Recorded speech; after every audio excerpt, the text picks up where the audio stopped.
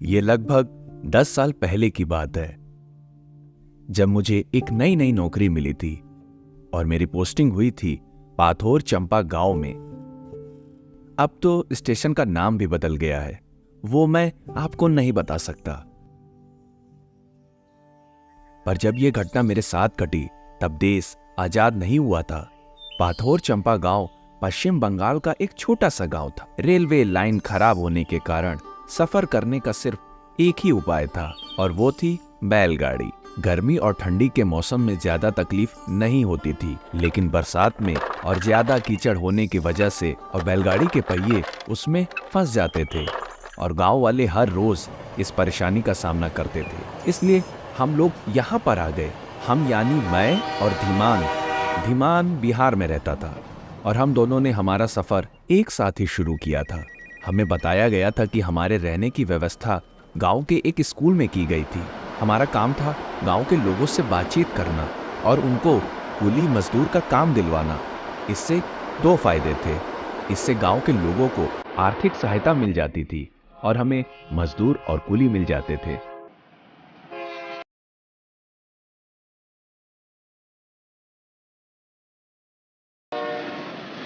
हम घर से ट्रेन में बैठकर पाथोर चंपा गांव पहुंचे तो तब तक रात हो चुकी थी। बैलगाड़ी से हमें लगभग 2 घंटे में गांव पहुंच जाते थे, लेकिन थकान से मेरा पूरा शरीर दर्द कर रहा था। हम स्टेशन से बाहर निकले तो बाहर कोई नहीं था। पूरा रास्ता सुनसान था, लेकिन वहां पर चारों ओर इतना अंधेरा था कि मानो रास्ता कंबल ओढ़कर सो रहा था। हल्की हल्की हवा चल रही थी और इतनी थकान होने की वजह से मेरी आंखें बंद हो रही थी। मैं धीमान को भी देख रहा था, उसकी हालत भी मेरे जैसे ही हो रही थी। मैं कुछ सोच रहा था, तभी धीमान बोला,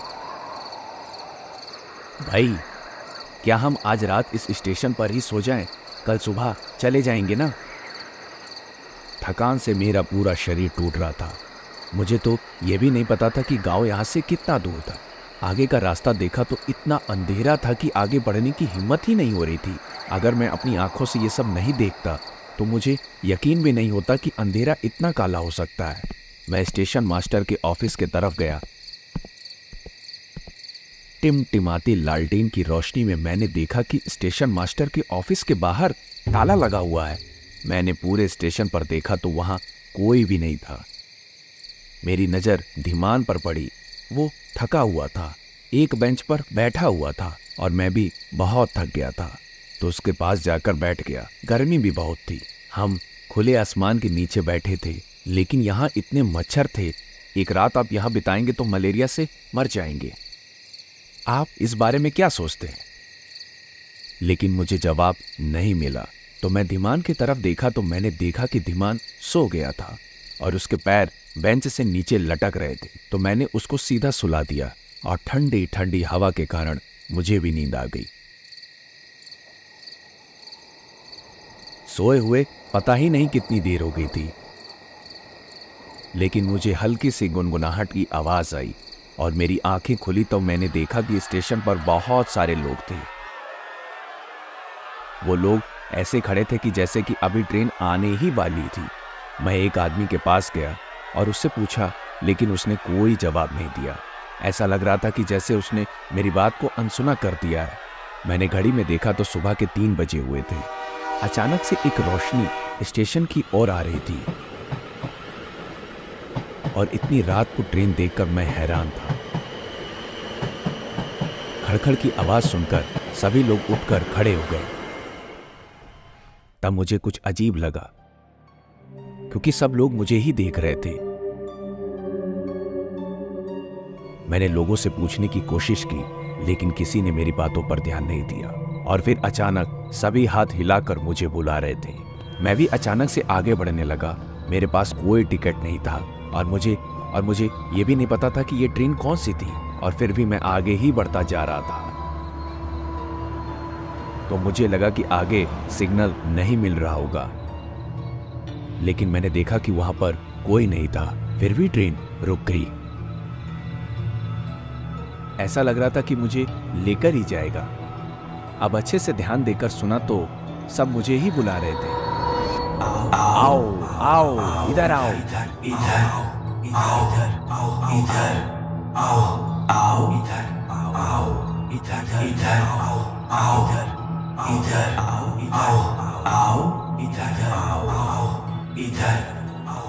मैं उनकी ओर बढ़ने लगा। अब कोई भी द्वंद नहीं था मेरे मन में। ट्रेन के कंपाउंड में जैसे ही मैंने पैर रखा, तभी एक छोटे कद का आदमी आया और मुझे धक्का दिया। उस धक्के से मैं नीचे गिर पड़ा स्टेशन के ऊपर, और उसी वक्त ट्रेन भी बहुत जोर आवाज के साथ काले अंधेरे में कहीं खो गया। मैं स्तब्ध होकर स्टेशन पर बैठ गया। धीमान अभी भी सो रहा है। अब मैंने ध्यान से मेरे सामने बैठे आदमी को देखा, जिसे मैं छोटा समझ रहा था। वो छोटा नहीं है, बल्कि उसके पीठ पर एक बड़ा सा कुबड़ है। कुबड़ के भार से कमर झुक कर चलता था वो। मुझे चुपचाप बैठे उसने देखा। कितना बड़ा खतरा होने वाला था आज, अगर मैं ना आया होता तो। किस चीज का खतरा? वो शापित ट्रेन है, वो असली में है ही नहीं। हर रात इसी तरह लोगों को नर्क में खींचने के लिए आती है। एक बार जो उस ट्रेन में चढ़ा, उसका पीछा कभी नहीं छोड़ती है वो। मैं अपना कपड़ा झाड़ते हुए फिर से बेंच पर जाकर बैठा। वो आदमी भी धीरे से आकर मेरे पास बैठा। असल में बात क्या है, जरा खुलकर बताएं। मध्य रात की ट्रेन है, परंतु तुम कह रहे हो शापित ट्रेन। मुझे भी लगा जैसे कोई पुकार से मैं सम्मोहित होकर उठने ही वाला था। वो आदमी और भी स्पष्ट आवाज में कहने लगा, इस कारणवश रात में कोई स्टेशन पर नहीं रहता। स्टेशन मास्टर जी रात के 11 बजते ही चले जाते हैं। सिर्फ एक गार्ड रहता है रखवाली करने के लिए, लेकिन वो भी नशे में चूर होकर कहीं पड़ा होगा। अगर हजारों ट्रेन भी आ जाए, फिर भी उसकी नींद नहीं टूटने वाली है। परंतु बाबू साहब, आप लोग इतने रात में स्टेशन में क्यों? उसे सारी बात खुलकर बताने के बाद उसने कहा, पाथोर चंपा गांव अभी भी बहुत दूर है, कुछ घंटे की बात है। मैं ये सोचकर स्टेशन पर बैठा रहा, सुबह होते ही मुझे बैलगाड़ी मिल जाएगी। उस आदमी के धीरे धीरे अंधेरे में कहीं खो जाते हुए देखा। मैं पीछे से आवाज लगाकर पूछा, आप कौन है? आपका नाम क्या है? मेरा नाम है। अच्छा चलते हैं, फिर मुलाकात होगी। उसका नाम सुनाई नहीं दिया। उससे पहले ही वो गायब हो चुका था।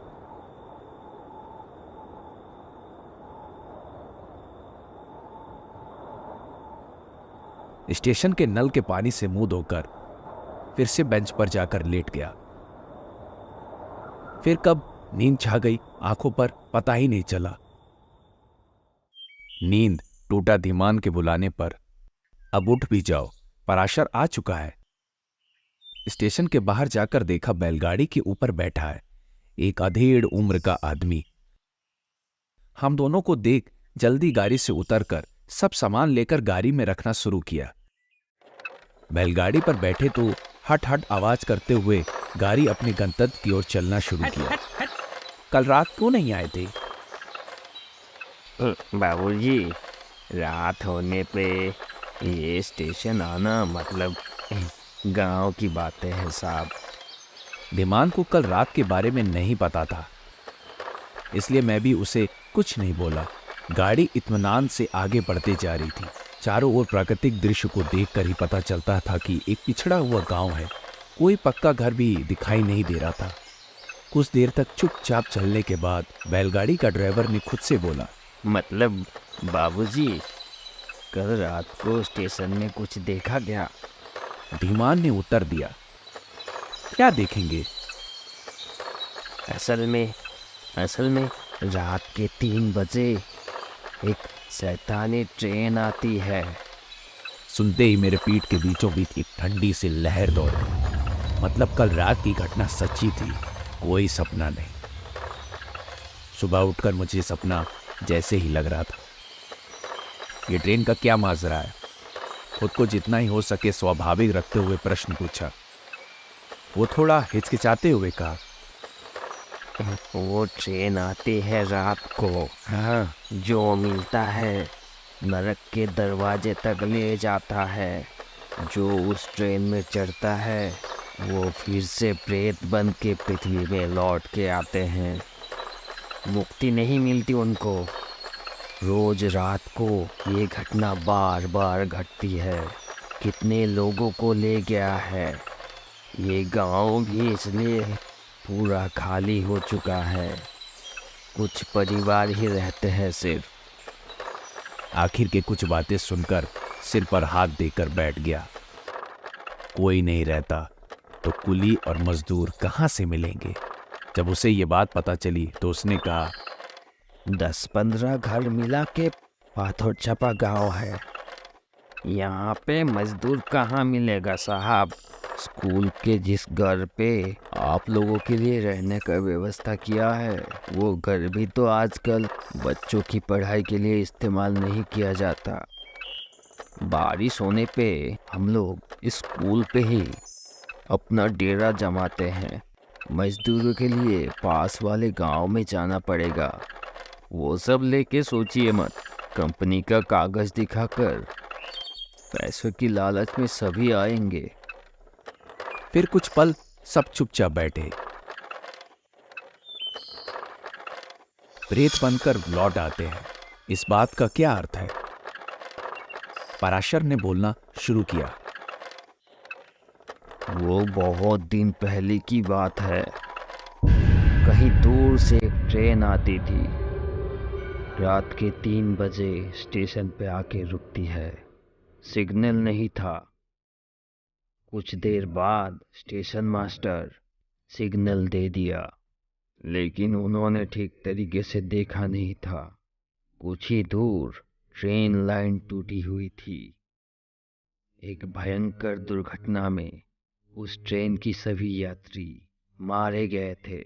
अद्भुत तरीके से अगले दिन स्टेशन मास्टर की कटी हुई लाश बरामद हुई थी स्टेशन घर से।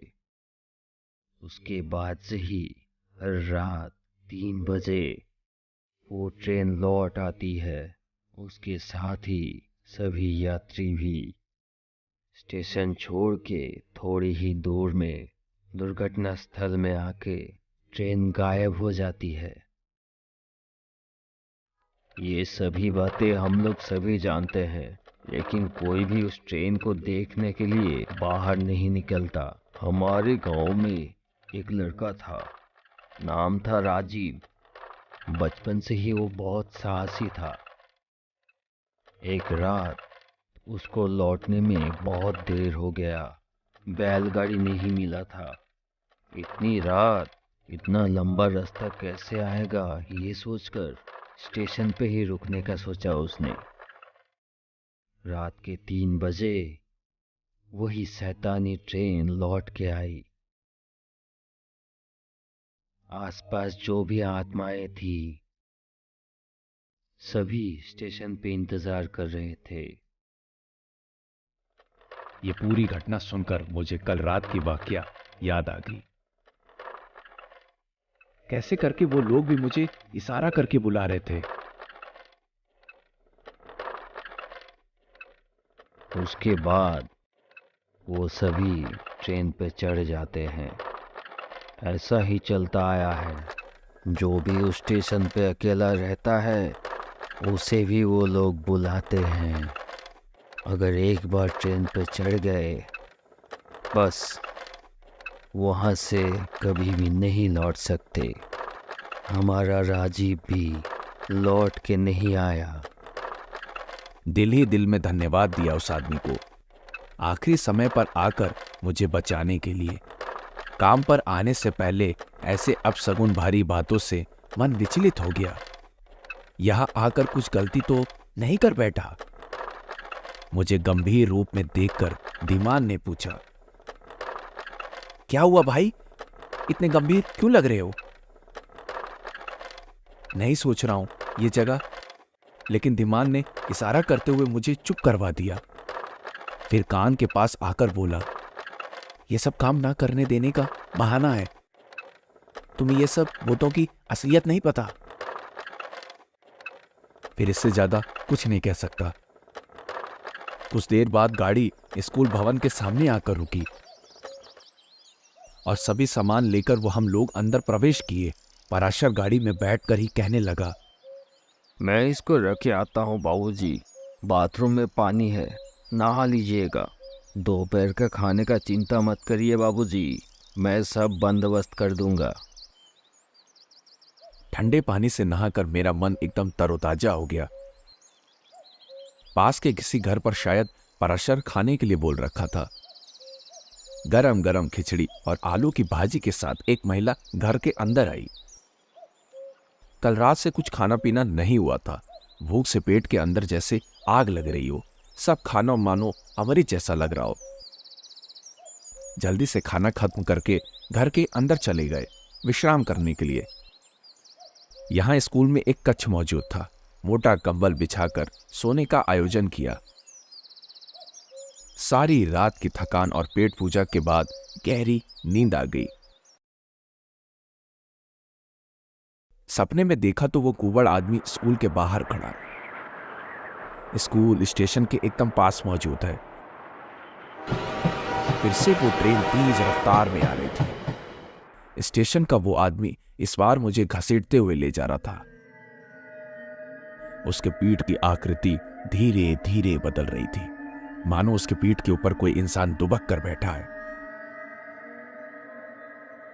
धीरे धीरे उस आदमी का चेहरा एक भयानक रूप में परिवर्तित हो गया। एक महिला थी जिसके शरीर पर कोई मांस का नामो निशान नहीं था, सिर्फ हड्डी दिखाई दे रही थी। वैसे ही बैठी थी उस आदमी के पीठ पर और हाथ हिलाकर मुझे बुला रही थी, आओ आओ।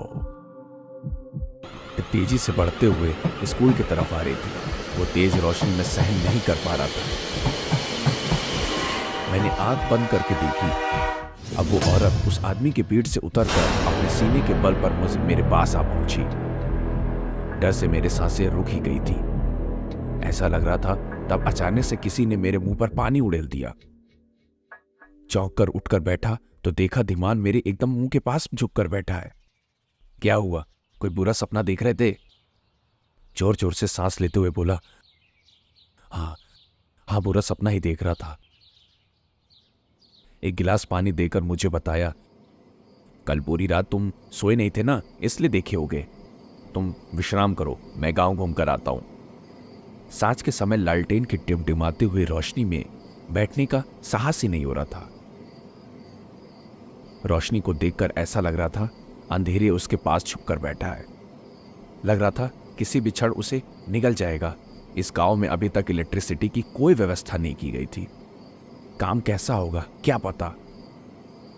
धीमान, मैं भी जाऊंगा तुम्हारे साथ। चलो एक बार सब देख लेना ही तो जरूरी है। घोर अंधेरे में काम नहीं हो पाएगा। कल सुबह से कूली और मजदूर ढूंढने में का काम शुरू करेंगे। सांझ पूरी तरह से ढलने से पहले हम दोनों गांव में कूली मजदूर ढूंढने लगे। कुछ देर चलने के बाद बस 12 घर छोड़कर कुछ नजर नहीं आ रहा था। स्कूल घर में आकर देखा पराशर खाने का इंतजाम करके बैठा है। दोनों का सूखा पड़ा मुंह देखकर उसने कहा, मैंने बोला था ना, आप लोगों ने विश्वास नहीं किया। इस गांव में लोग ज़्यादा देर टिक नहीं पाते। जो हैं ना उनको दिखाई देता है ना ही सुनाई देता है। इस गांव के बहुत लोग खो गए हैं धीरे धीरे। आखिर में खो गए थे इस गांव के ही मास्टर जी तारकनाथ रॉय। उसके बाद से ही हमारे गांव में मौत का सिलसिला कम हुआ। लोग कहते हैं मास्टर जी स्टेशन की रखवाली करते हैं। उनकी एक अपंग लड़की भी थी। लड़की को लेकर मास्टर जी शहर जा रहे थे इलाज के लिए बाबूजी। वो लोग भोर के ट्रेन से जाने वाले थे। रात को ही बैलगाड़ी से बाप और बेटी स्टेशन पहुंच गए थे।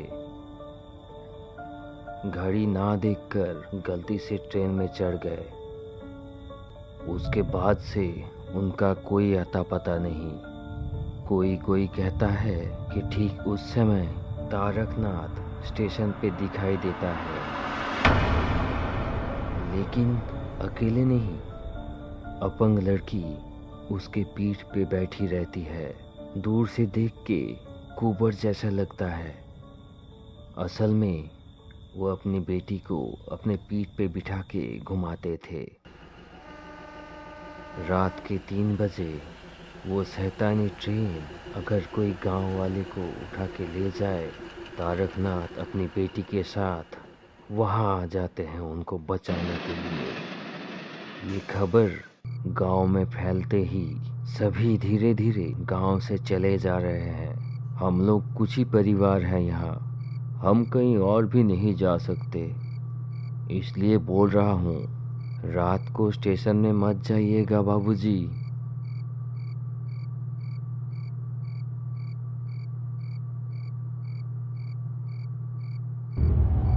पराशर चले जाने के बाद मुझे पत्थर के जैसे बैठे देखे धीमान ने पूछा, क्या हुआ तुम्हें? इतने पसीना क्यों आ रहा है? मेरे मुंह से एक भी शब्द नहीं निकल रहा था। ये देख धीमान ने एक गिलास पानी देते हुए कहा, अरे भाई, ये सब कहीं सुनी बातों पर विश्वास मत करो। जैसे जैसे पानी पीकर उसे बोला, कल रात जब तुम बेखबर सोए हुए थे तब मैंने भी देखा कि तारकनाथ जी को मैंने अपनी आंखों से उस ट्रेन को देखा। मैं ट्रेन पर चढ़ने ही वाला था, लेकिन आखिरी वक्त उस आदमी ने आकर मुझे बचा लिया। उस रात और कोई बातचीत नहीं हुई। रात 3 बजे तक दोनों जागकर इंतजार कर रहे थे। ठीक उसी समय पर ट्रेन की आवाज सुनाई दी। उसके बाद धीमान को मेरे ऊपर विश्वास नहीं रहा। थोड़ा और कुछ समय बीत चुका था। इन कुछ दिनों में हम दोनों ने बहुत प्रयास किया, पर कुली मजदूर ज्यादा मिले नहीं। पाथोर चंपा गांव नाम सुन के कोई नहीं आता था, इसलिए सरकारी ऑफिस में चिट्ठी भेजा गया। फिर कलकत्ता से कुछ लोग आए। कुछ महीने तक कामकाज ठीक से हुआ। हम सब स्कूल में घर में ही रहते थे। अब लगभग काम खत्म ही हो चुका था। अगले दिन सब घर लौट के जाएंगे। कुली मजदूर सब वापस चले गए, सिवाय मेरे और धीमान के। शुरू के दिनों में जो दिल में बैठ गया था वैसा कुछ दुर्घटना नहीं घटी। जिस दिन लौट आएंगे उसके पहली रात धीमान ने बोला, कल तो चले जाएंगे। ये कहने के बाद जो कहानी बार बार सुनी थी, अब उसे अपनी आंखों से देखना चाहता हूं। चलो स्टेशन की ओर। उसकी ये बात सुनकर मेरा सारा शरीर डर से कांप उठा, लेकिन मुझे देखकर वो समझ गया मैं जाने से कतरा रहा हूं। उसने मुझे और कुछ नहीं कह के लालटेन लेके सीधा स्टेशन की ओर चला दिया। दोस्त सोचकर मैं उसके पीछे चल दिया। तब रात के बज रहे थे 2:45।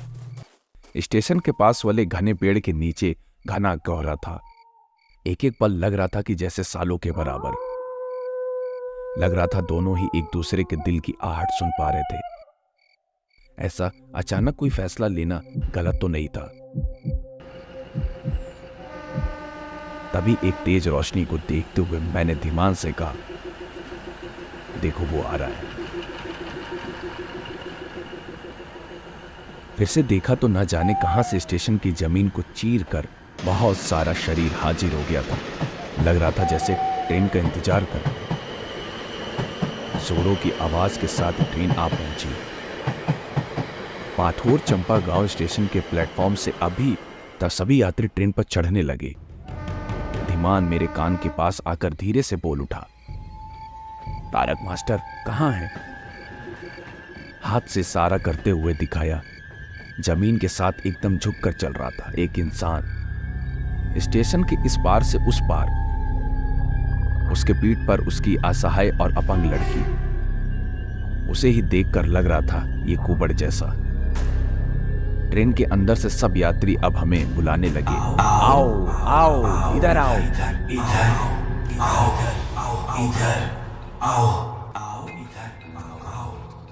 आश्चर्य होकर देखा, धीमान उनकी तरफ खींचा चला रहा था। समझ गया कि वो मेरे जैसा सामोहित हो चुका था।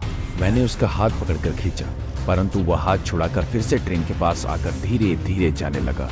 मैं चीख कर उसे बुलाया, धीमान उधर जाओ। तभी मेरा ध्यान तारकनाथ के ऊपर गया।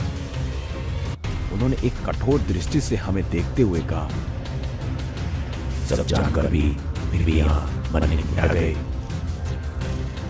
उसके पीठ की तरफ से 2 क्रोध से भरी हुई आंखें नजर आई। मुझे तुरंत वो सपना याद आ गया। मैंने मेरे अंदर की पूरी शक्ति को एकजुट करके दीमान को खींचा और दोनों ही गिर गए पेड़ के नीचे। ट्रेन भी तेजी से आवाज करते हुए अंधेरे में ओझल हो गई।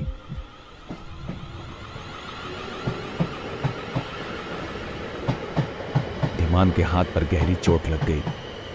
चेतना आया तो उसने कहा, यह सब क्या था? मैंने उसे उत्तर नहीं दिया। हम दोनों को छोड़कर स्टेशन पर और कोई नहीं था। तारकनाथ जी को भी कुछ अता पता नहीं था। सब सामान लेकर स्टेशन के बेंच के ऊपर बैठ गया। सुबह की ट्रेन बस कुछ ही देर में आने वाली थी। पाथोर चंपा गांव छोड़कर हमेशा हमेशा के लिए चले जा रहे थे, लेकिन रह गया था तारकनाथ जैसे कुछ लोग जो साधारण व्यक्ति की हमेशा रक्षा करेंगे।